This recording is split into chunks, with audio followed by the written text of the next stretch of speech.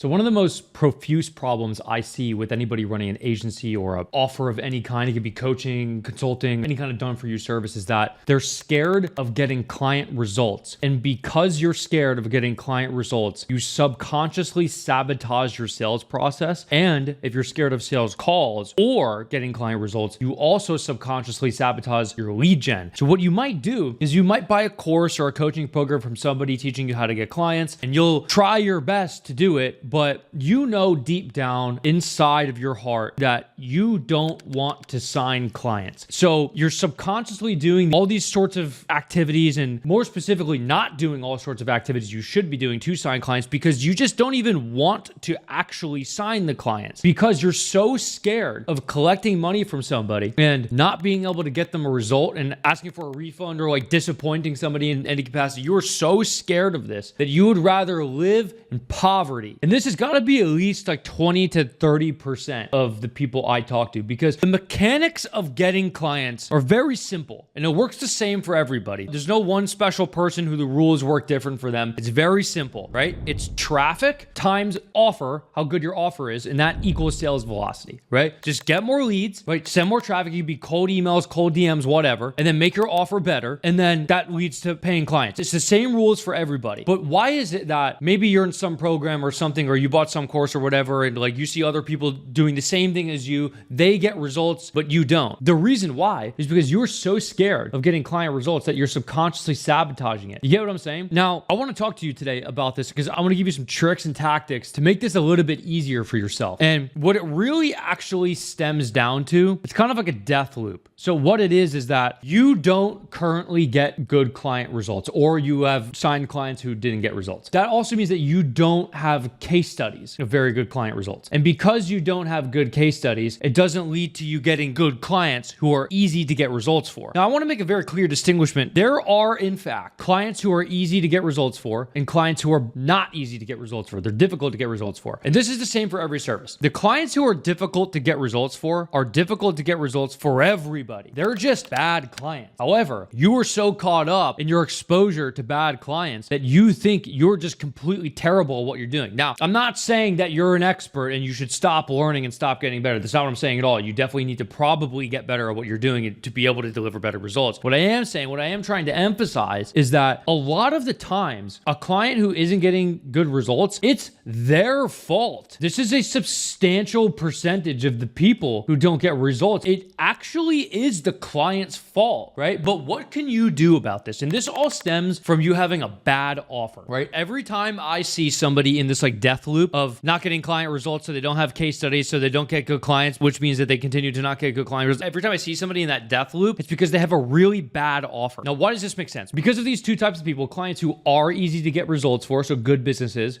versus clients who are not easy to get results for, bad businesses. The difference between these is that the good businesses only buy good offers. So if you have a bad offer, they will never even entertain the possibility of speaking to you at all, let alone paying you money. Does that make sense? So because you have a bad offer, you only, I don't even want to use the word attract. It's not that you attract people, it's that you convert the people you're sending messages to at all. Because you have a bad offer, you cannot convert the good clients, which means you only convert bad clients. And because you only convert bad clients, you only work with bad clients and never get good results. And because you never get good results, you never get social proof and case studies to use on the front end to acquire good clients. Does that make sense? Now, I'm not going to go too deep into what's a bad offer, what's a good offer. It's pretty much the premise is that it needs to have active market demand. You need to be promising a specific quantifiable result, and you need some form of risk reversal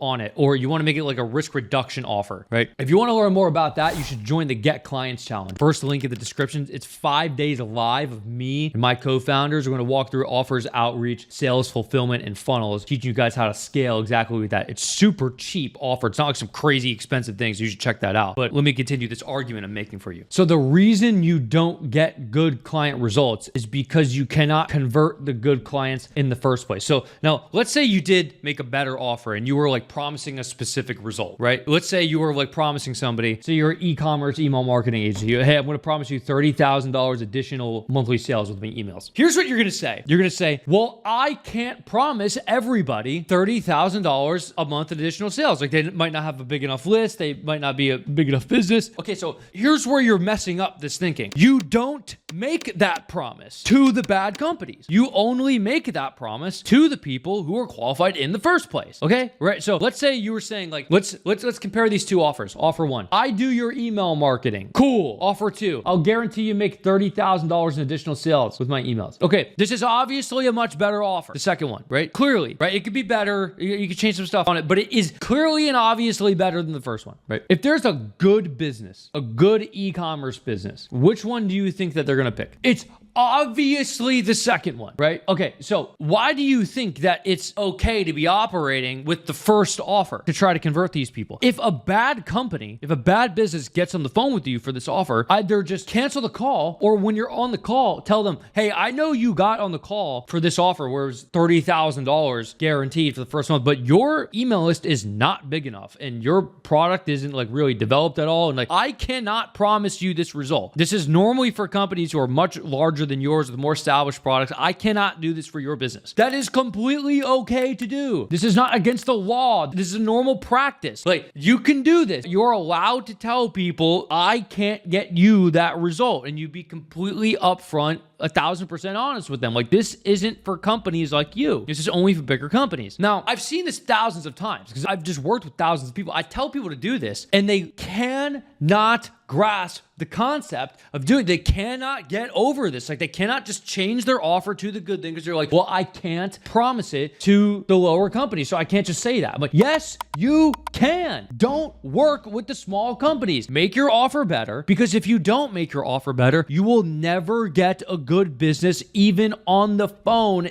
in the first place. You have to understand this. You have to get what I'm saying. You won't even get the opportunity to pitch them at all. You see what I mean? This is a huge problem. And clearly, if you can't get these people on the phone, then you're not going to be able to convert them. You see what I mean? If you can't promise that result, then don't. But promise the result so you get the actual good clients on the phone in the first place, right? What you would do on the call is you're thinking, like, what do I say to them then? Like, you would just tell the unqualified person, a more reasonable expectation for you is probably this, but you're not making 30 grand. Your email list size would need to be about 12 times larger for me to promise you that, right? It's completely okay to do this. Very reasonable, right? You got to listen to what I'm saying too, because if you don't listen to what I'm saying, like, you're screwed. You get what I'm saying? So I want to direct you guys, if you're having problems like this, in particular about your offer and your outreach and getting people on the phone at all, and then let alone even converting them, I would highly recommend you check out the Get Clients Challenge. It's going to be the first link in the description. It's 5 days live. It's going to be me and my partners. It's an hour and a half of class every single day. We're going to go over offers and how to construct a good offer, outreach messages, exactly what to say, and scripts that are already actively working right now, sales, and actually what to say and do and how to conduct a sales call at all, how to fulfill for clients and make it like an assembly line so it's super easy to do continuously, and then funnels. So it's me, Andre, Christian, Dan, 5 days in a row live. Tickets right now are $97. Check that out. It's the first link in the description, or you can scan this thing right here. And if you want some more in-depth, long-form content of me, you should go to this playlist right here called Hyper Growth Tactics. Those are long, in-depth videos. But check out either the Get Clients Challenge or go watch that right now. Thanks for watching. If you got some value, subscribe, like, whatever, leave a comment. Peace. Love you.